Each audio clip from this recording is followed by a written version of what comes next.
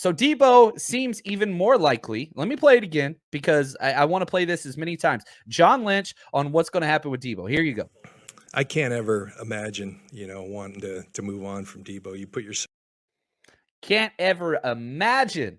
Imagine. Now, this was asked a little bit later, and this is who this front office has been from the start on if they'll listen to trade offers. And so I'm going to let John Lynch say it, and then I'm going to give you a long list of different times the 49ers have put this into practice. Yeah, Eric, we've been consistent since we've been here that, we'd listen on just about anyone,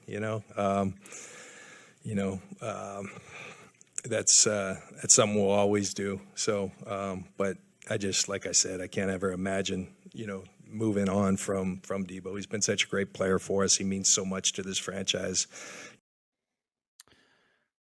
You'll listen to offers, and that's right. You should do your due diligence because who knows? What if you get one of those Ricky Williams trades or something along those lines, right? Where somebody's willing to overpay to, the quote unquote King's ransom. And I've been saying since the start, okay, Jets want to offer their 10th pick. You can go back and check those out. And, I'm still going through the process of seeing, hypothetically, I want to cover all the bases of, I'm doing a whole series of podcasts, mock drafts, where if we do trade Debo to different teams, what that looks like. But again, I think those do the service of, all right, I don't want to trade Debo. Like as I'm going through those, I'm like, all right, this is kind of nice, but I'd prefer Debo. And if you look at, whether it was Tom Brady, right? They entertained that a couple years ago. Maybe I think they made the wrong choice on that, but that's okay. I didn't at the time. And the 49ers didn't at the time. They were happy with Jimmy Garoppolo. Jimmy Garoppolo was good. Definitely Tom Brady was not over the hill. And again, Quan Alexander. You remember whenever they were looking into Austin Hooper, signing him, and just the Le'Veon Bell trade. Like they looked into everything, and that's what they are supposed to do. I love the fact that we have a front office that's not scared. I mean, shoot, just last year, they traded up to get the number 3 pick for a quarterback. And so you listen, but it doesn't mean you entertain. There's a big difference. You listen, you don't entertain.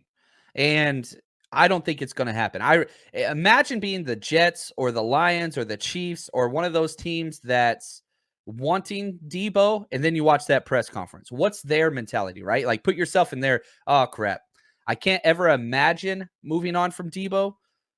All right. Well, if we want him, we got to do way more. Like what we have on there, this is it's a salvageable situation. Debo's making $4 million this year.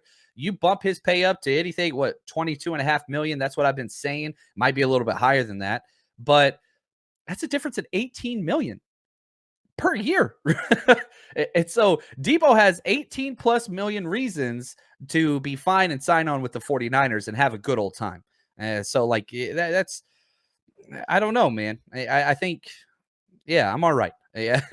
I see on your observational, he says, people sound like upset exes. Yeah. And I get the love for the team more than anybody, right? It's my career now. I get it. But at the end of the day, it's about more than that. And, you fall in love with these players and you want them to be as diehard 49ers as possible.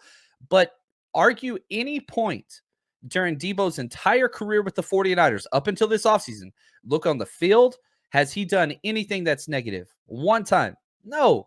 What should tell you? Was he complaining about carries during the playoffs? No, he was demanding the ball on the sidelines. That's who Debo is. So if you what's the track record, right? Pay attention to the track record. Debo leads the team out of the tunnel every damn day. He's the hype guy.